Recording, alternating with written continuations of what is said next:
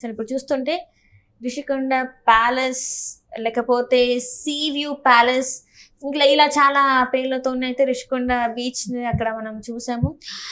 కొన్ని కోట్ల విలువతో కట్టిన ఒక ప్యాలెస్, అసలు అది 500 కోట్ల పైన అంటున్నారు.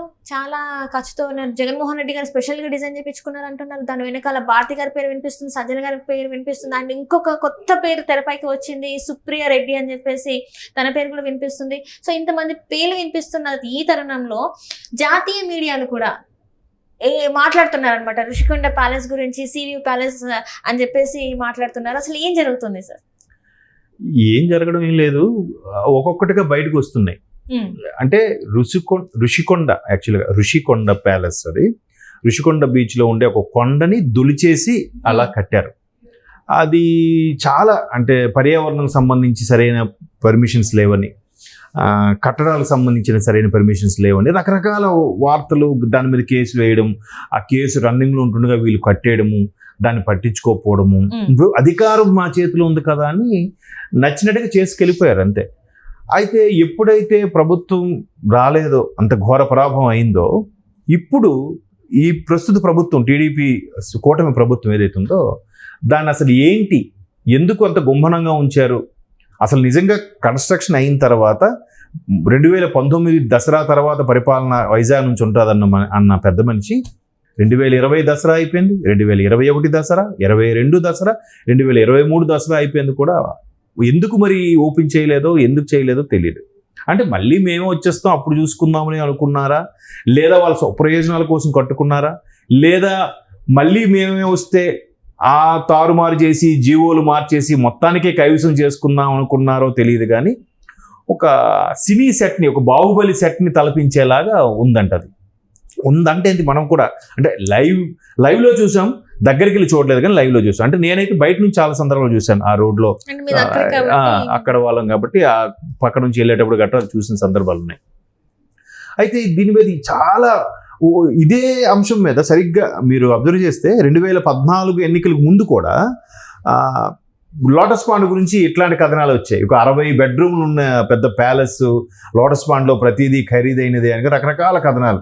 ఆ తర్వాత బెంగళూరులో కూడా ఒక ప్యాలెస్ ఉందని, ఆ ప్యాలెస్ కూడా అది ఒక భూతల స్వర్గం అని రకరకాలుగా వార్తలు వచ్చాయి. ఇప్పుడు మళ్ళీ రెండింటిని తలదన్నేలా, ఆ రెండింటిని మైమరిపించే చేసేలాగా ఈ ఋషికొండ ప్యాలెస్ ఉందంట. ఎంత అంటే ప్యాలెస్ అనేది ఒక వంతు అయితే దాంట్లో వాడే ఫర్నిచరు అదంతా. అంటే ఫర్ ఎగ్జాంపుల్ 500 కోట్లు అయిందో మీరు అంటున్నారు, అంటే అది బయటికి చెప్పింది అధికారంగా, అనధికారంగా ఎంత ఉందో. అంటే 500 కోట్లలో 250 కోట్లు కన్స్ట్రక్షన్కి అయి ఉంటే మిగతా 250 కోట్లు కేవలం ఫర్నిచర్గా అయి ఉంటుందని నా అనుమానం. ఎందుకంటే ఒక్కొక్క సీలింగ్ ఫ్యాన్ కూడా చూస్తే ఇంకెలా ఉందంటే, హాలు, పెద్ద హాలు, నిజంగా ఇంట్లో కూడా చిన్న ట్రాలీ పెట్టుకోలేము.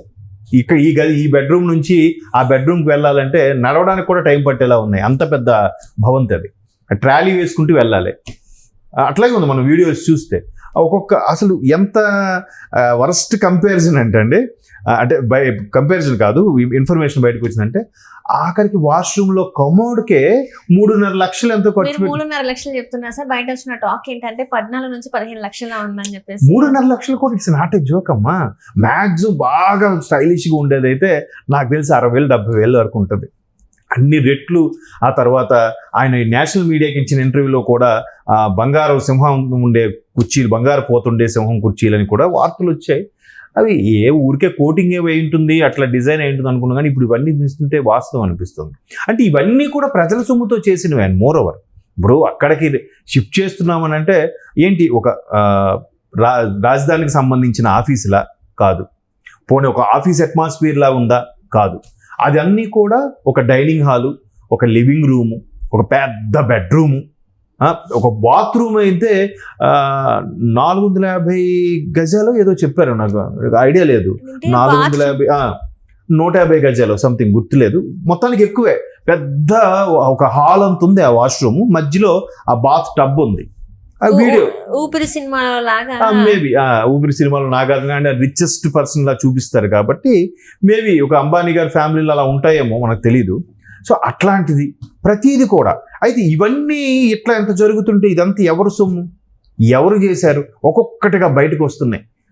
ఎస్పెషల్లీ ఉత్తరాంధ్రలో నిజంగా కూటమి అంతగా క్లీన్ స్వీప్ చేయడానికి కారణం కూడా ఇదే అయ్యుండొచ్చేమో. ఋషికొండ అనేది ఉంది ఒకటి. నెక్స్ట్ రాజధాని ఊరించి అసలు కట్టారా? ఇప్పుడు కనీసం అసెంబ్లీ సమావేశాలైనా చంద్రబాబు నాయుడు గారి హయాంలో వచ్చిన 2014 తర్వాత కట్టిన అసెంబ్లీలో ఆయన సమావేశాలు నిర్వహించక ముందు అక్కడ ఏఈలో అసెంబ్లీ సమావేశాలు నిర్వహించారు ఆయన. సో అట్లాగని ఇప్పుడు కనీసం నిర్వహించాడు ఆయన. వైజాగ్ క్యాపిటల్ అని అనుకున్నందుకు ఎందుకు అక్కడికి వెళ్ళలేదు? కేవలం జనాల దృష్టిని మరల్చడానికే చేసిన పని అనేది క్లియర్గా తేటతెల్లమవుతుంది. ఇదిలా ఉంటే ఈ మొత్తం వ్యవహారం నేషనల్ మీడియా వరకు వెళ్ళింది. జనరల్గా వెళ్తుంది, కానీ నేషనల్ మీడియా కూడా ఈ రేంజ్లో ఉతికారేస్తారని నేను అనుకోలే. జనరల్గా అంత ఇంట్రెస్ట్ తీసుకోరు కదా. ఏంటి నేషనల్ మీడియా అంటే ఏదో మన స్టేట్కి సంబంధించింది కూటమి గెలిచింది ఇన్ని సీట్లతో ఒక న్యూస్ లేదా ఒక హాఫ్ అన్ అవర్ ఆర్టికల్ మహా ఉంటుంది ఒక రోజంతా. అట్లాంటిది republic TV, NDTV, India TV, ఇన్ని నేషనల్ ఏవైతే బాగా ఫెమిలియర్గా ఉన్న నేషనల్ ఛానల్స్ ఉన్నాయో మనకి, ఆ నేషనల్ ఛానల్స్ అన్నింటిలో కూడా వీని గురించి ఓదరగొడుతుంది. అసలు ఆయన ఎవరు, మన రిపబ్లిక్ అర్నబ్ గోస్వామి గారు, ఆయనైతే అసలు ఎట్లా ఒక మాజీ ముఖ్యమంత్రి అయిన జగన్మోహన్ రెడ్డి ఎట్లా సామ్రాజ్యాన్ని ఎలా చేశారు, ఏంటి, ఎవరు సొమ్మిది అన్నట్టుగా ఆయన క్లియర్గా ఎక్స్ప్లెయిన్ చేస్తున్నాడు ఆయన. అంటే ఎంతమంది దృష్టి అటు కేంద్రీకరించుకోవడం, ఎంతమంది నోరు వెళ్ళబెట్టేలా చూడడం, ఎంతమంది నిజంగా ప్రజల కష్టమే కదా అది.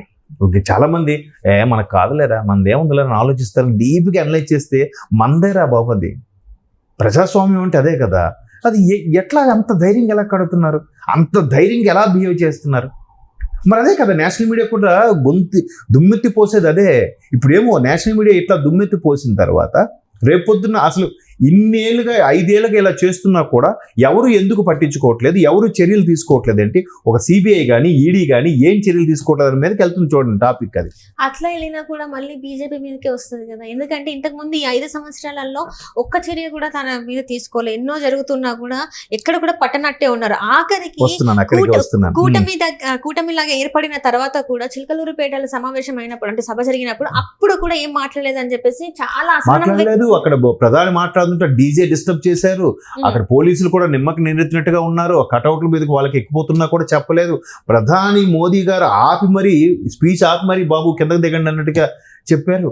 అంటే ఇన్ని అవుతున్నా ఎందుకు పట్టించుకోవట్లేదు అనేది ఉంది. మీరు అన్నట్టు ఆ విమర్శ ఉంది. దీనికి కూడా కొంతమంది విమర్శకులు కానీ మేధావులు కానీ చెప్పేది ఏంటంటే రాజ్యసభలో సరైన పట్టు లేకపోవడం వల్ల రాజ్యసభలో వీళ్ళకు ఉండే 11-12 సీట్లకి సపోర్ట్ అవసరం అయ్యి బీజేపీ వాళ్ళని ఏమి అనలేకపోతుందని కూడా వార్తలు ఉన్నాయి. చూద్దాం. అంటే ఇది నేషనల్ మీడియాకి వెళ్ళి ఈ రేంజ్లో ఉతికి ఆరేస్తున్నారంటే రోజున ఖచ్చితంగా చర్యలు తీసుకునే అవకాశం ఉంటుంది. తీసుకోకపోయినా మీడియా ఊరుకోదుగా.